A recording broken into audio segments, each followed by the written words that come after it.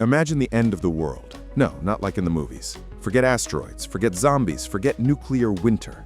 We always expected that if the world were to end, it would be loud, spectacular, destructive.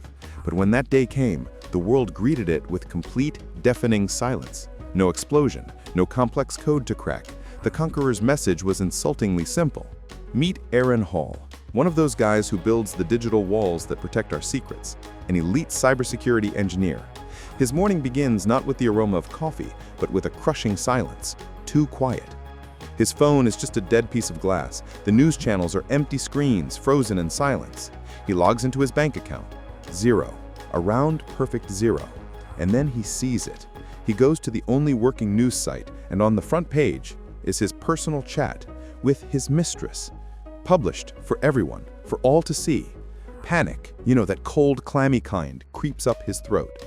Imagine for a second, your life, all your secrets, finances, awkward photos, silly messages, it's all no longer yours. It just disappeared. Evaporated. Aaron, as a true specialist, tries to understand what kind of genius could pull this off, to bring down the entire world without making a sound. He sits down at his terminal, ready for the most complex cyber battle of his life. He tries to access a secure government network, and just as a joke, out of desperation, types the first thing that comes to mind. 5 simple letters, G-U-E-S-T. Guessed. And access granted. He tries again, Pentagon servers, G-U-E-S-T, access granted.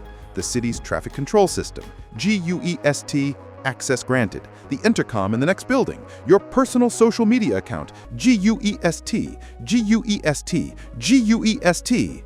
Can you even wrap your head around that? The entire world? Our entire complex, multi-billion-dollar security system? All those clever firewalls, biometric scanners, 2-factor authentications, 20-character passwords. All of it fell before a single word. A word we used to give a friend temporary access to our Wi-Fi. This isn't a hack. It's a mockery. The perfect humiliation. And that's when it hits Aaron. Whoever did this didn't want to steal anything. They could have taken all the money in the world, down to the last cent, but they just zeroed out the accounts. They could have launched all the missiles, but they just turned everything off. This wasn't a robbery. It was a statement, a demonstration, proof of absolute superiority. Aaron starts the hunt, but how on earth do you find someone who left absolutely no trace, who used limitless, godlike power to achieve a provocative, absolute simplicity? He realizes that he's not looking for a great hacker. He's looking for a minimalist, an artist, a philosopher with access to a quantum computer. And he finds a trace, not in lines of code, but in ideas. An old, godforsaken forum where an anonymous user discussed the concept of quantum minimalism, about using infinite complexity to prove one simple, uncomfortable truth, that all our security is just an illusion. The hacker didn't want chaos. They wanted to ask a question, a single question to all of humanity. And now that question is facing us, right here, right now, in a world where the universal password, guessed, opens absolutely every door. What truly has value? Your secrets or trust?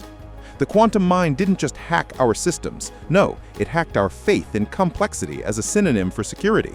It showed that for decades, we've been building ever taller and more complex walls, completely forgetting that the main door was never locked.